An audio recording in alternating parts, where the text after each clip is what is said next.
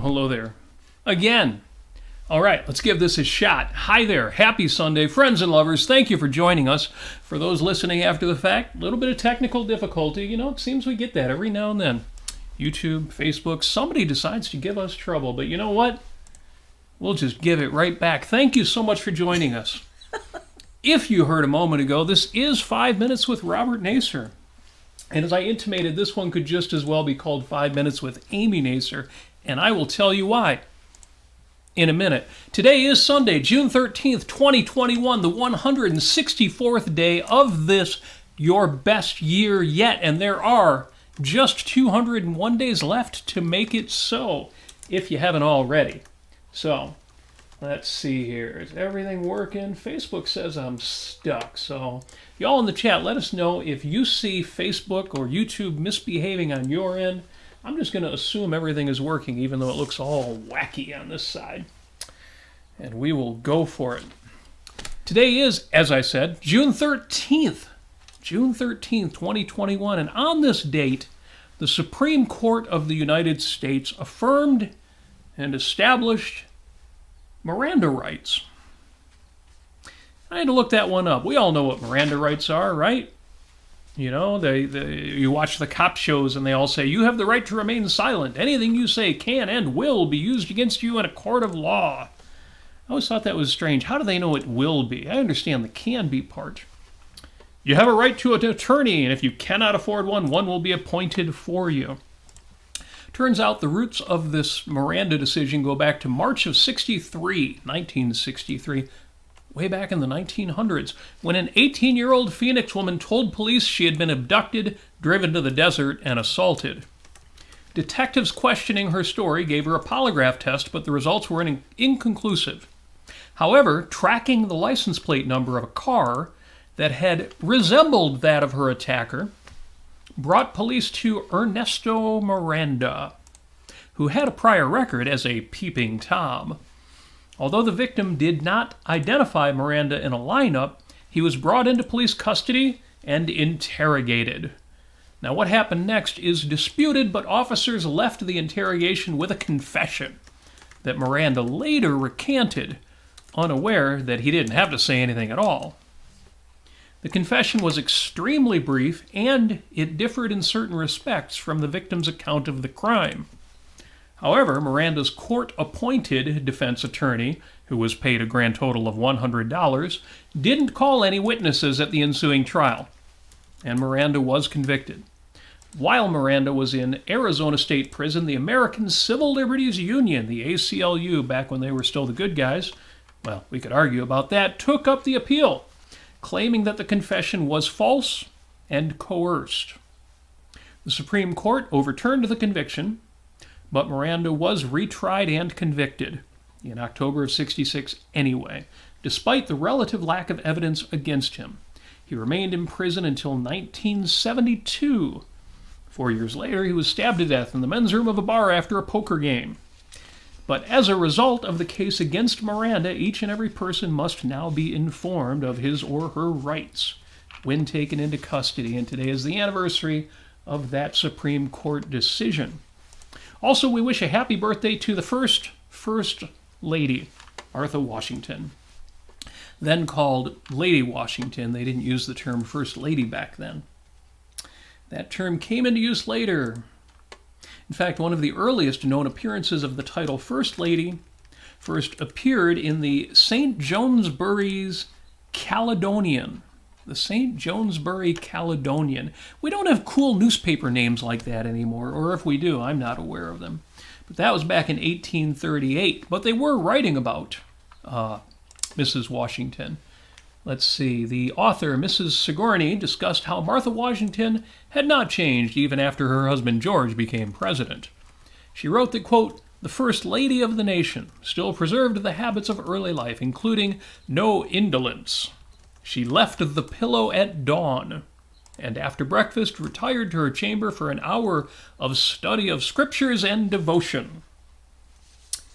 The first Lady of the United States, happy birthday. And finally, as this is the second Sunday in June, today is Race Amity Day, or Race Unity Day,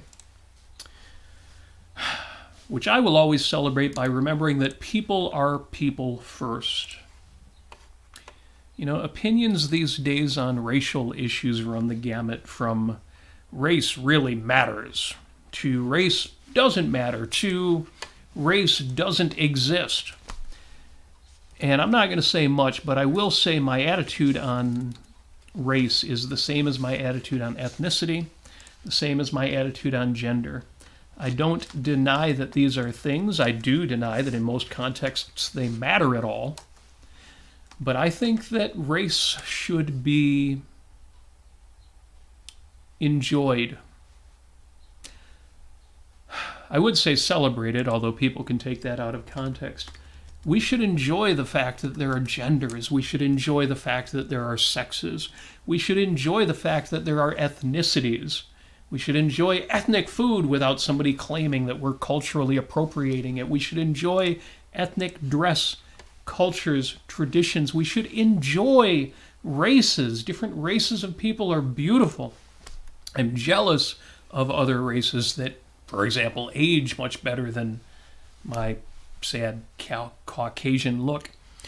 We should enjoy these things. Celebrating them can get out of hand when we start saying, yeah, and my race is better than their race. So yes, it can get ugly, but it never had to. And for the longest time, it didn't. I remember back in the 70s and the 80s when race was becoming such a side issue and racism was going away. And we've seen some reactionary behaviors in that regard. And we've seen the people fighting racism attack it in ways that are non-objective. It's all gotten kind of ugly, and it never had to. And so I say celebrate Race Amity Day or Race Unity Day. I like the idea of amity, a friendly Friendship. demeanor. Yep. And these holidays were established well before the current challenges that we see with critical race theory and white supremacy and all the things that arguably are not the way to fight racism. I would say inarguably are not the way to fight racism. So I celebrate Race Amity Day. I love my brothers and sisters of all races and those who are so mixed you can't even tell what race they are, and nobody really cares other to enjoy it for what it's worth. So do that thing. So what are we listening to this week? What I'm listening to is Purpose and Values with Greg Salmieri. This just popped up on YouTube yesterday. I guess they just uploaded it. It must be recent. I've talked about Greg Salmieri's discussions about values, including optional values, or what he calls personal values. But this is a new video. There will be a link to it in the show notes. It's worth a watch. And it was fun because toward the end of his prepared remarks, halfway through the video, he also took questions over Zoom. So apparently it was a live session that I missed. But he mentioned a brief quote from Frances Hodgson Burnett, and not one of her children's stories, Little Princess and Secret Garden, but no, from the novel The Shuttle. And that was fun. That was fun to read, fun to hear him get into that. He also quoted Ayn Rand from the Journals of Ayn Rand because he was talking about purpose and values. And Ayn Rand said, this is in her personal journals to herself, "You set the goal and the meaning. The field of choice and possibilities is immense. The only necessity involved is that you use the material as it is, and your tool, reason, as it is. That you understand them for what they are before you choose or achieve a purpose." In other words, your purpose is as wide as the world out there, but you have to use reason to determine it. She goes on in her notes to herself, "Do not call it a limit. The basic fact of reality is a limit, the fact of existence, which presupposes an entity, which means a thing differentiated by certain intrinsic essential attributes from which it is not. To be implies a limit, a distinction from that which is not. If you demanded, quote, freedom, unquote, from the natural world, you would demand, in effect, an undifferentiated chaos, the non-existence of entities. Actually, more than death, the annihilation of the concept of the possibility of living." So Greg makes the point that your choice of purpose, the overarching purpose, the purpose for which you take your primary actions and around which your actions are oriented, Greg will make the point that that needs to be a productive purpose. It's a mistake, for example, to choose a career you don't enjoy in order to, in your free time, do something that you call your purpose, because it leads to so much misery throughout your life. You don't integrate all of your actions, all of your values. And which is why he quotes Ayn Rand on this idea. Greg goes on to say that annihilation she talks about is what the purposeless demand. They want you to be free of direction. This is what you see in the villains of Atlas Shrugged. They want to be free of anything that imposes on them. They see it as a constraint. But purposiveness, morality, is not a constraint. It's not something that limits you, if what we mean by limit is it shackles you or pens you in. It's rather something that involves recognizing your nature, recognizing that nature enables you to live, enables you to create a life for yourself. Greg goes on. I'll let you listen to that lecture. Definitely worth it. So my category of what are we listening to that week. I especially liked that he quoted the book, The Shuttle. I'll read a passage from it that he took his quote from. The protagonist is speaking. "It is the new life in her which strikes me," he said. "She has brought wealth with her, and wealth is power to do good or evil that grows in a man's soul. But she has brought something more." Incidentally, I'll stop the quote for a second. You heard last week, and several times throughout our podcast, how this idea of benevolence, of generosity, is tied to the idea of success, tied to the idea of financial success. So I love that in the book this comes out. And she has brought wealth with her, and wealth is power to do the good or evil that grows in a man's soul, but she has brought something more. She might have come here and brought all the sumptuousness of a fashionable young beauty who drove through the village and drew people to their windows and made clodhoppers scratch their heads and pull their forelocks and children bob curtsies and stare. She might have come and gone and left a mind-dazzling memory and nothing else. A few sovereigns tossed here and there would have earned her a reputation. But by gee, to quote Selden, she has begun living with them, as if her ancestors had done it for 600 years.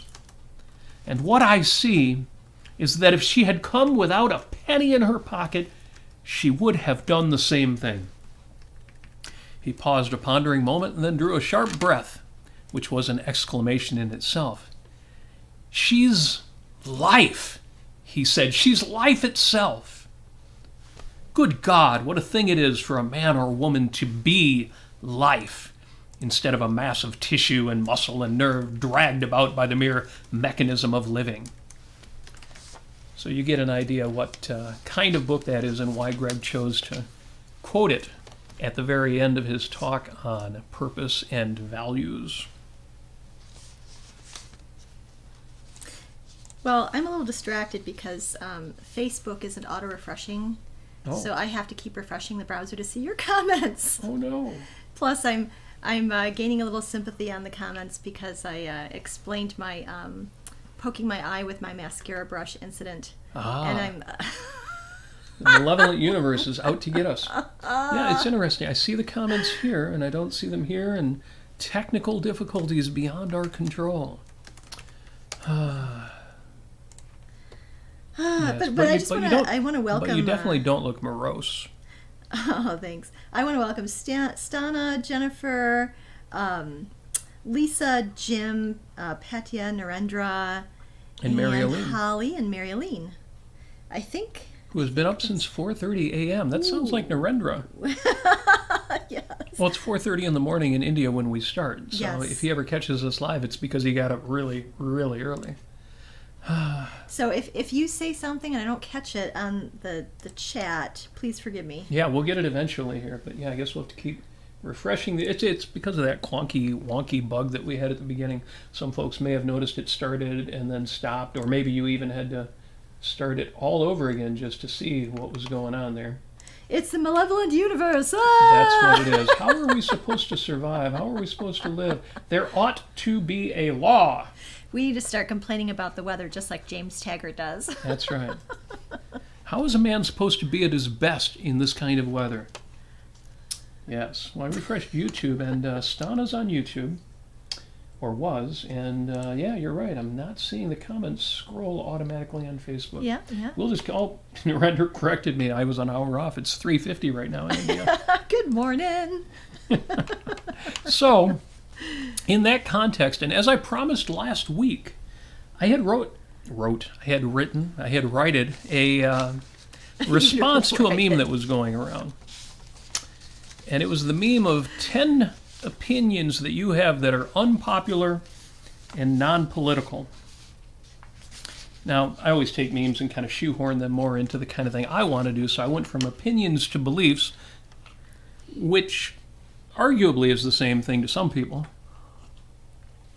So I thought that was cool. And I did 10 of them. I think it asked for 10. I don't remember if it asked for 10, but again, I always shoehorn these to my own purposes. And posted them, way back a few years ago when it went around, and promised you last week that I would talk about them. And I told Amy that, and sent her the link so she could read them too and be prepared for the show. But in preparing for the show, and in the context of, everybody's doing rules of life, Jordan Peterson did his 12 rules for life a few years ago. And then this year, Yaron Brooks doing Yaron's rules for life. Mm-hmm. And now you've got these aren't rules for life, but my 10 beliefs. So Amy went ahead and did her own rules for life. And just before the show, she showed them to me. It was on her computer. She said, well, you can look at it if you want. So I go over to her laptop while she's off in the bathroom putting mascara into her eyeball. And her beliefs, her rules, Amy's rules for life are so much better than my 10 beliefs that I really think this episode should be called 5 Minutes with Amy Nasir. Thank you very much. They're really cool. I almost think we should just go to those instead of mine. Well, we can circle back on yours if you want. If you want to do yours first, all right, seriously, listen to these. These are cool. A few of them you've heard before, and a few of them I think are more ours than just one of us because you've heard me say some of these things. But this is really cool.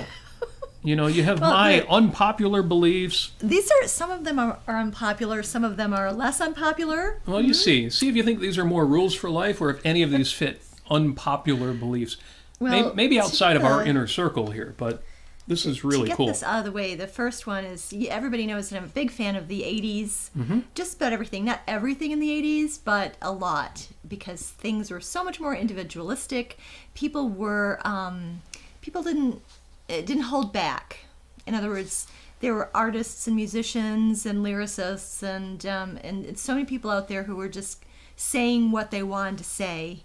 Sometimes it would come off sarcastic, but oftentimes, in terms of late 70s, early 80s, punk rock, there was no filter whatsoever, and in that way, there was some really quality punk rock, old school punk rock.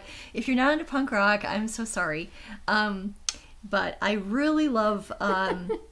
Jennifer's response to that is, yeah, but the hair. Well, the hair in punk rock, there were differences in it. 80s hair actually was... But in general... Compared to 70s hair, 80s hair was great, okay? Yeah, it was. It was so much more stylized. And hey, I was in the 70s. People have seen me with the shaggy do, Yeah, the 70s. Ugh, yuck. So much. The mainstream fashion of the 70s, I have to say, is objectively terrible. Yes. But well, my comments are starting to refresh here. Remind me to double back to Jim Ashley's comment on the Firesign Theater. Okay. I will get back to that. Great. So anyway, you have bands like Minor Threat, Dead Kennedys, Negative Approach, DOA, among others. Just so many others. Those sound kind of negative. Yeah, well, some are, but some are actually a lot more positive. One of my favorite bands was called No Means No. Oh my God. But I'll tell you, they did talk about what was wrong with things, but they did it very articulately, very creatively and authentically, and they did it with a very authentic sense of moral indignation, moral fire. It's something you don't really see much anymore, because if you do see it, it comes across not in terms of we want to persuade, but more in terms of we want to kill. Unfortunately today, back then you explained yourself. Back then in the old school punk rock days, you want to make sure you were crystal clear with your ideas. So is it okay if I read that?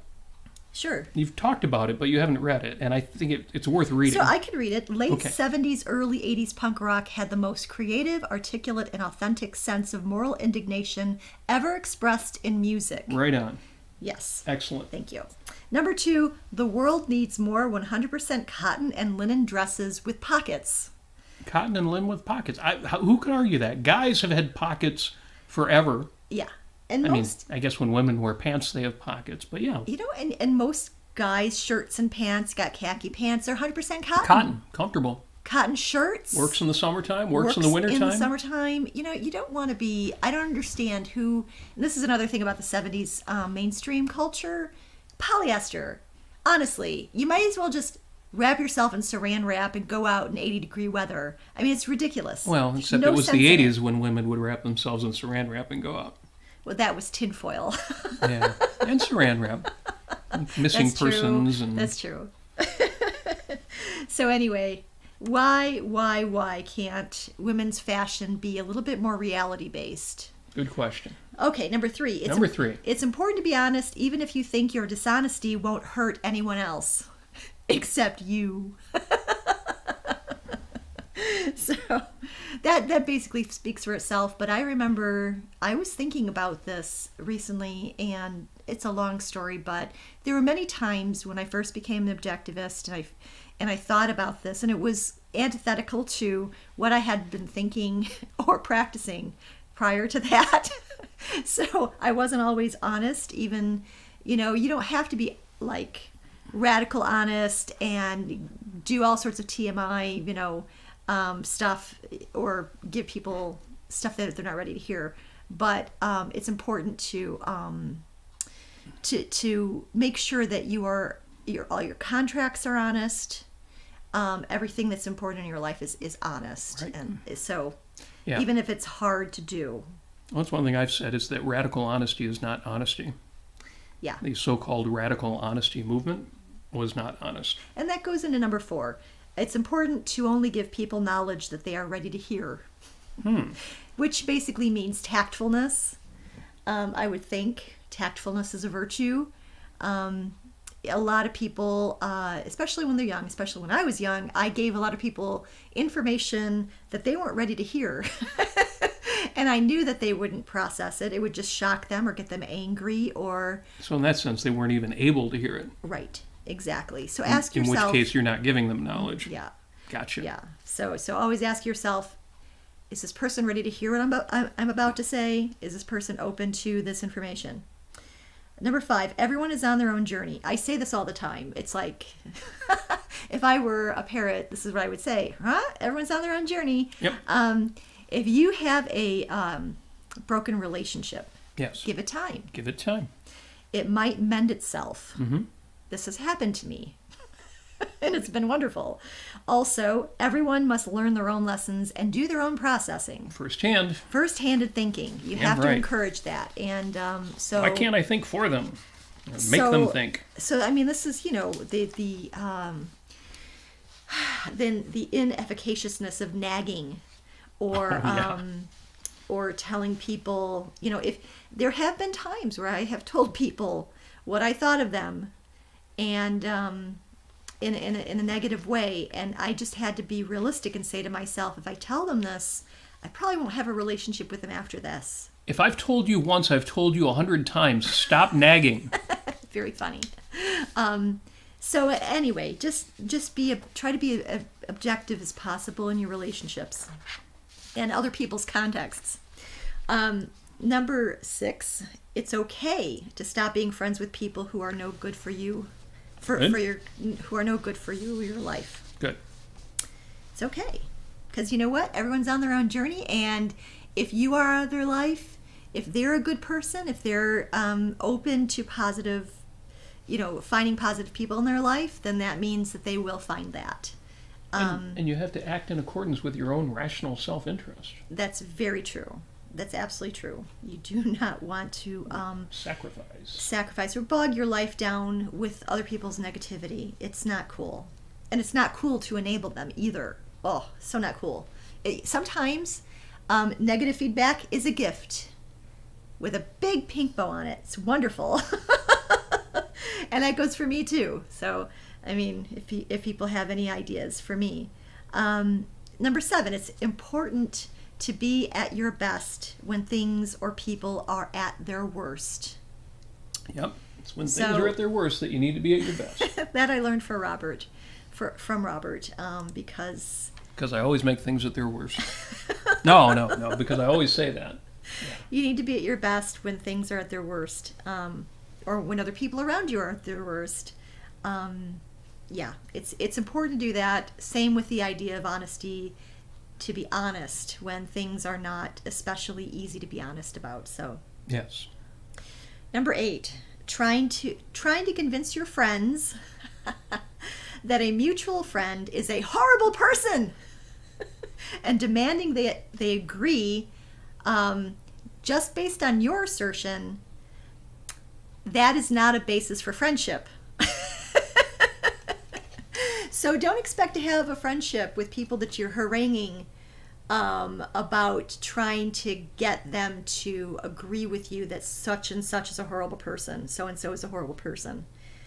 I find this, by the way, in objectivism. As a matter of fact, I've lived this story myself.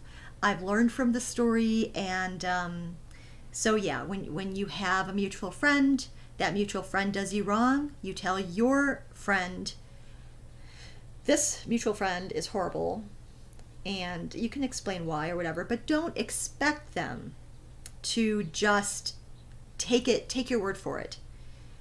You need to trust them and give them space and time to process it first-handedly on their own. There you are. Okay.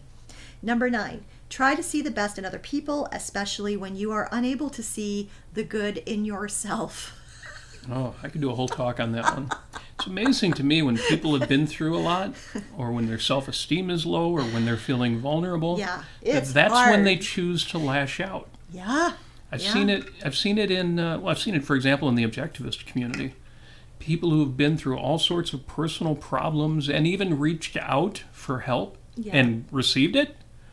And then once they were feeling better, became some of the nastiest, most caustic people. Yeah. It's the strangest thing. Yeah, I mean, I've had situations in my life where I was not feeling very good about myself, and I would not necessarily be the best person to be around. I was, and I needed to be more conscious of the fact that I was affecting other people around me negatively. So try to find the good in other people when you can't find it in yourself. Yes. It's not just important, but it's important because it's going to be helpful to you. It's in your self-interest to do this. Yes. When you're vulnerable, find your inner graciousness. Yeah.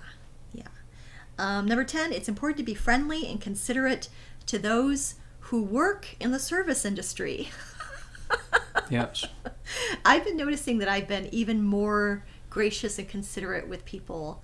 I think Nikos and Maria would agree with that, because it's old dating advice. Oh. Always assume, advice is usually given to girls, but it goes both ways. Or, I guess in a homosexual relationship, it goes one way. Anyway, forget about genders and sexes, but forget that. When you're dating somebody early in the relationship, you can always assume the way that they treat a waitress is the way a year from now they're going to be treating you. Right. Similarly, the way they treat their mother is always a good sign for how they're going to treat you. Yes. So yes, it's important to be friendly and considerate to those who work in the service industry. Don't just see the best in people, encourage the best in people. And if you can reciprocate to their have a nice day, you can reciprocate a little bit more enthusiastically to them and say, you too, have a wonderful day. Yeah, well, that goes back to our Thursday evening episode when we talked about benevolence. Yeah. Because I did have people say to me, well, why would I be benevolent when people aren't that good to me? Right. As if other people set the standard, not you. Say, Yeah. no, you want to be driving this train. Yes. All right. Okay. Number 11. It's important to be empathetic and encouraging towards your managers. What? Yes, manage your managers. Ultimately, you are your own manager. Yes. Try to see your manager as someone who can help you and trade with you on an equal level. Right. Try to see yourself as equal to them because, in fact, you are. You are. And That would go along with your next one, which I really love. yeah. Number 12, you are self-employed always. You are self-employed. You are self-employed always. You are your own manager, and you're running this business. Yeah, even if you're working for somebody else's company, you get to decide what you want in your, whatever, how they say it, your sphere of influence, as it were. Yeah. You are your own boss. Number 13. Number 13. Make shoe swapping a priority. Make shoe swapping that would hurt. Not literally. Try to see life from another person's perspective, especially if you think there is something wrong with the relationship you have with them. So if there's some conflict between you and another person, it's hard to do, but try to see life from their perspective. Put yourself in their shoes, and be empathetic and unafraid to talk about vulnerable subjects. If you can get that person to open up, I should say, if they're ready to hear it. Now, is that a great list of rules or what? So now I'm going to go real quick through mine, and you'll see why that list was so great. I had posted 10 beliefs, non-political, unpopular. And number 1 was, and these are going to be so much more hippy-dippy than hers, too. Very Robert. Number 1, love is all that matters. Now, here on the show, I don't say love is all that matters. What I say is values are primary. Yeah. What matters is the positive. The things you have to fight, trivial. You've got to take care of them. You got to do that stuff. But love is all that matters. And what I wrote at the time, and I need your help rewriting this, so put it in the comments if you've got an idea how this could be better put or if it should just be thrown out altogether. But what I wrote at the time was, if the bulk of your focus is on finding flaws in other folks, contemplating bad news and trends, worrying, criticizing, accusing, reproaching, you're focusing on the trivial in an otherwise magnificent work of art, your life and your world. Don't do that. Number 1, love is all that matters. Number 2, and I got some pushback on this one Thursday. Number 2, man is essentially good. What I said at the time was, the external objective measure of a man's worth is, did he produce as much as he consumed? Throughout history, man has. Otherwise, we wouldn't be here. We've done a lot of destroying, but we've necessarily done far more producing. Spiritually, this translates to, did man create and experience values? And for that, go back to number 1. Love is all that matters. Values are primary. Number 3, all of your opinions regarding sex are wrong. The explanation is because you don't know what sex is. You don't think so? Try defining your terms and then get back to me. I don't know about that one, Robert. What do you think sex is?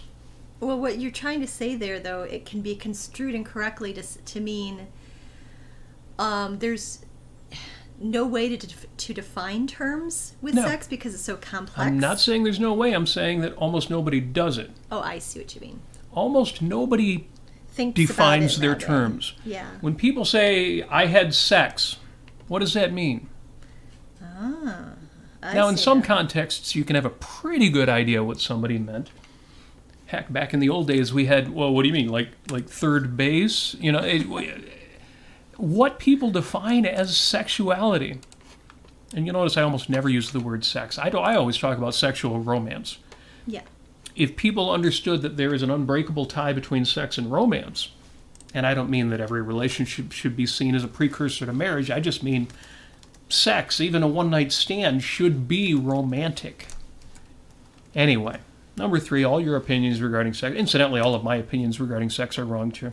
unless I take the time to define my terms, and that would be the bare minimum, then you shouldn't listen to me either. Number 4, and this one is a hard one that I probably shouldn't go into because number 4, all of the infighting between objectivists is dumb.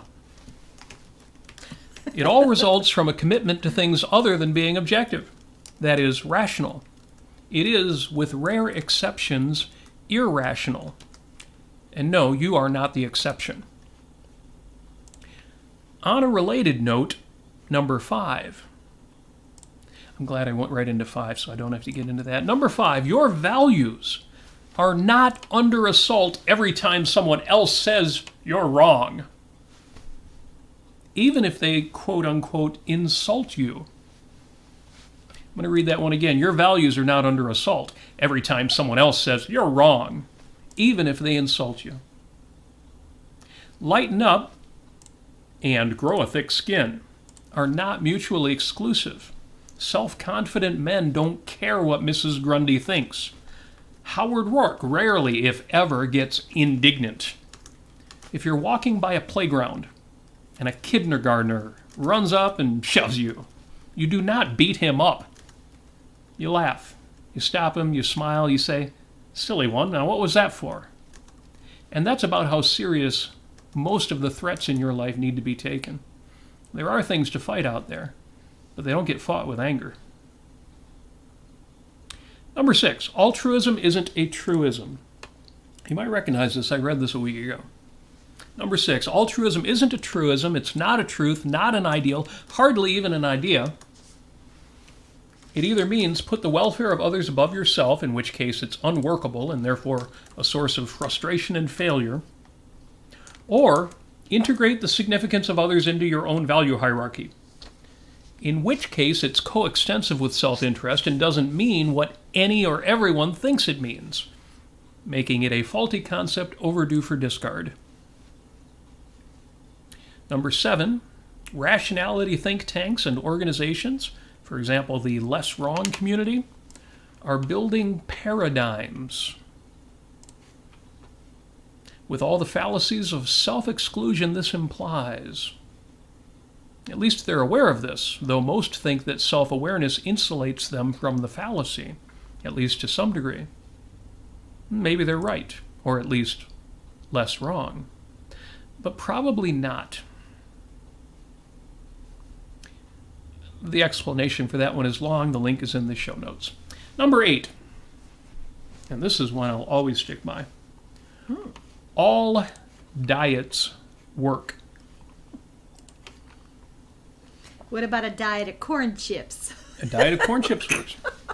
I'll have 6 corn chips a day. Yeah, it works. Number 8, all diets work, and individual physiologies are varied enough that some people cannot physically tolerate vegetarianism or paleo or fasting or calorie reduction or grapefruit.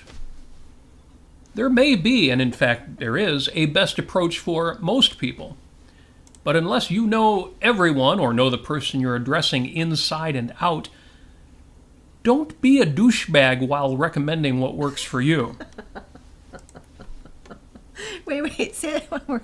What was that Unless again? you know everyone, or at least know the person you're addressing inside out, don't be a douchebag when recommending what works for you.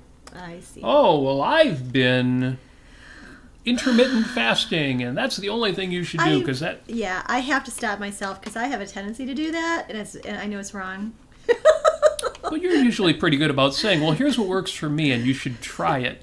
Versus, right. you're wrong if you don't do this one thing. Always a suggestion. I always say, you might consider. Yeah. Those words are like magic. Yeah. So, yeah. I mean, I'm sorry, somewhere in the chat, somebody's going to be giving me links to Gary Taub's book, and, or whatever their thing is. And they may be right, time to reread Atkins. The point is, yes, every diet works if you do the diet. And the reason why all diets work is because every diet includes some kind of restriction. And if you cut out 10% of what's available to you, it's also going to change your habits in other things. It's going to increase your awareness of the fact that, oh yeah, I'm on a diet. The constant reminders will have an impact. The change in your fit. I can tell you all the reasons why all diets work, but the point is all diets work. And some work better than others. Some are the right diet for you, some aren't. Just don't be a jerk about it. Don't be simplistic about it. Don't say foolish things just because you figure it out. Oh, everybody should be on carnivore. Nobody should eat anything but meat. Or whatever the thing is. Whatever it is that's worked so well for you. Rule number 11, don't be a douche. Don't be a douche. Number 9. You don't know what marriage is. You and most everyone else. Which is why most marriages don't work or don't work well. I don't know if this really applies to the objectivist community. Most of the people in our inner circle have a pretty good handle on this one. Yeah. But in the broader community, absolutely. Marriage is a personal, legal, and public declaration that two people are now to be regarded as a unit. That's it. That's what marriage is. Marriage is a public declaration and a legal commitment to romance, shared property, and responsibilities. That sounds obvious. It sounds simple, but go to the average person and ask them, what is marriage?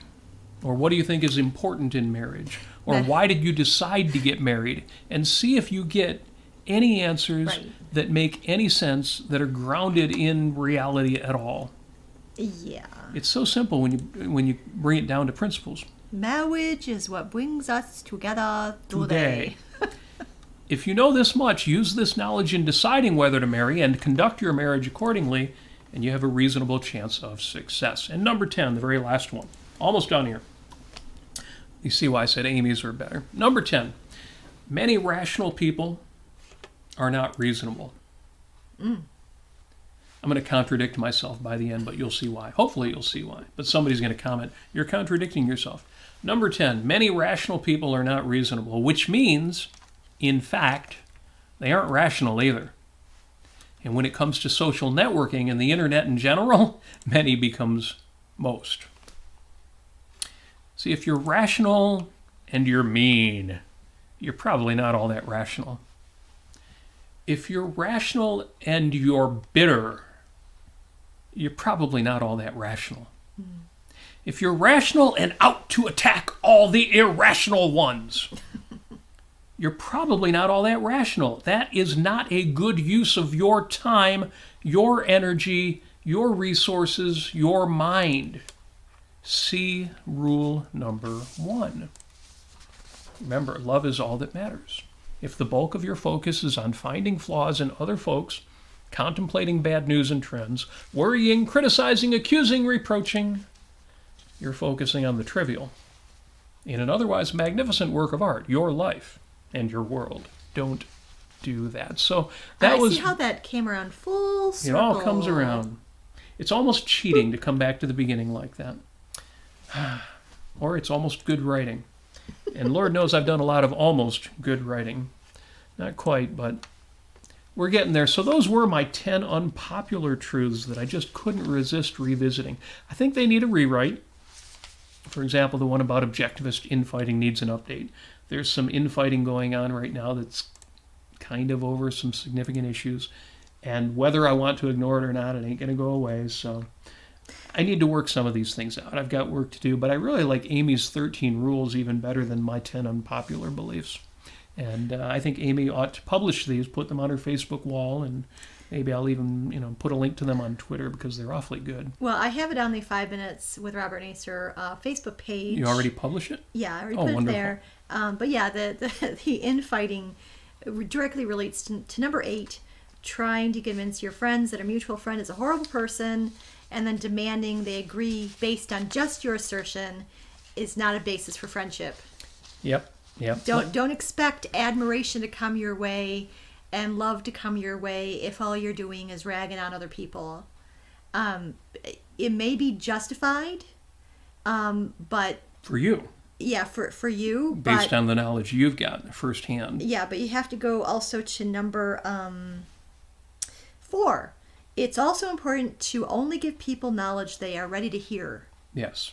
And again, ready doesn't mean emotionally touchy-feely. Right. There's things you just can't say to somebody given their context of knowledge and have it be compelling. Yes. Yeah, there's kind of a subjectivist way you could read that, but obviously we don't mean that. So those are my 10 rules. So my homework for this week. Yeah. Do you want to get into comments before you We do will. that? Okay. But the homework's directly related. I have 2 different pieces of homework. The first one is finish the rewrite of these 10 beliefs, and then repost the list. So sometime this week, I will apply any updates. I'll take some of the advice that y'all have given in the chat, and I will update, if I realize that it's still worth posting, and I think it will be, my 10 unpopular beliefs. The second bit of homework, though, I'll wait until after we read some of these comments. Let me refresh here, because I'm way back when Jim asked, what is radical honesty, before we even got into either of our lists. Fire Sign Theater. And Fire Sign Theater, that's right. So radical honesty was a movement, I think I first heard about it back when the television show Ally McBeal was airing. So this would have been the late 90s. Yeah. And it was big for 10, 20 years. I mean, not big, but it was out there, and you would run into it. And it was just the idea that to be really honest, to be radically honest, you would say whatever is on your mind. No filters. You would never hold back from the truth being, whatever happened across your head. And this went far beyond, does this dress make me look fat? This would be volunteering information that nobody ever asked for, because it would be dishonest to hold it back. And in fact, it wasn't dishonest. What was really dishonest was offering these unsolicited opinions out of context. But yeah, that was radical honesty, and it was a thing. It was the strangest thing, but it was a thing for quite a while. Now I forgot the context in which Fire Sign Theater came up, but I was going to post, I think I was going to do a cover. Yeah, I was going to post a cover. We have a few people who've said, why don't you guys do some songs, do some music, play some music. Narendra has been very kindly asking us, play some guitar, play some music. I was going to do a cover of Back in the Saddle. And then I realized that, people wouldn't know, though. Is he talking about like a Gene Autry old country song cover? Or is he talking about Aerosmith? Or is he maybe talking about Back from the Shadows again from the Fire Sign Theater? So what I want to know, tell me in the chat, when you heard Back in the Saddle, or Back in the Saddle Again, what did you think of, if you thought of a song at all? Because that's what I wonder, is what first comes to your mind when you hear Back in the Saddle Again? So that's what made me recently think of the Fire Sign Theater. Well, I think Jim mentioned it because I was talking about blinding myself with the mascara wand. So she says, use that self-blinding eyeshadow with the magic puncture pencil. I don't remember the magic puncture pencil, what that would refer to. I'm not an expert on Fire Sign Theater. Yeah. There were a couple albums that we had at the house way back in the 70s that got played a lot. So I know, I think we're all bozos on this bus, and the Giant Rat of Sumatra, and a couple other Fire Sign Theater routines, but we weren't big fans. Yeah. Oh, and I just want to say, Linda Cordair chimed in. Hey, Linda. Glad you're listening. And Linda Cordair from Cordair.com, Quaint Cordair Fine Art Gallery. Yeah. Well, when I don't see a lot of comments from Linda, I assume that's good, because it means she's selling a lot of art. Yes. And although you don't have to be where Linda is, you could just go to Cordair.com and buy art. And we'll just leave it at that. Yeah. What else? So, Holly does agree, and Jennifer too, on the dresses. On the dresses, cotton and yes. linen dresses with pockets. I knew that one would go over well with the ladies. Let's see here. Well, Jim complimented both of our lists. Yeah, I appreciate that. so If you think my very list much. was good after hearing Amy's list, that's good. But now I want to do a positive one like Amy's. I did my 12 rules of life. But it was really only 2 rules. Think rationally. Number 2, act accordingly. And then all the rest were just sing, dance, profit, We once had frolic. a button on a refrigerator that says, eat rationally. Eat rationally. Yeah, it was think rationally, eat accordingly, I think. Something like that. Yeah. But Jennifer does say, if you limit yourself to a box of Krispy Kremes a day, you'll be doing pretty good there. Yep. Well, No. okay, when I said all diets work, Well, you got to draw the line it's somewhere. It's interesting because, and I think most people know this, is that not all calories are the same. So some calories have nutrients in it. Some calories have fiber in it. Some calories have protein in it. Some calories metabolize so easily that your body is more inclined to store them than to burn them. Yes. Yeah. Thank you, insulin. Yeah. Well, that's where, folks like Gary Taubes were right. Yeah, somewhat, yeah. But yeah, I mean, you've got to look at the nutritional content of what you're putting in your mouth, not just the calories. Yeah. That's why my diet is always eat less junk. Mm-hmm. And junk doesn't necessarily mean how processed it is, but it's not a bad rule of thumb. Yeah. Oh, I got to refresh my page because... the comments aren't coming up here. Let's see what I got here. Yeah, Narendra and Jim were both very complimentary about the lists. Thank you very much, guys. And I do appreciate that. I was feeling vulnerable because Amy did so much better a job than me. So, What? Anyway, yes. Yeah, Jim says, if anyone ever gives me unsolicited advice about diet and other health matters that doesn't apply to me, I will simply tell them, you're right. And do you know what else I've learned? And then I look around me and say, we're not getting out of this alive. Classic. We're never going to get out of this world alive. Nobody gets out of here alive. Dun, dun, dun. Darn right.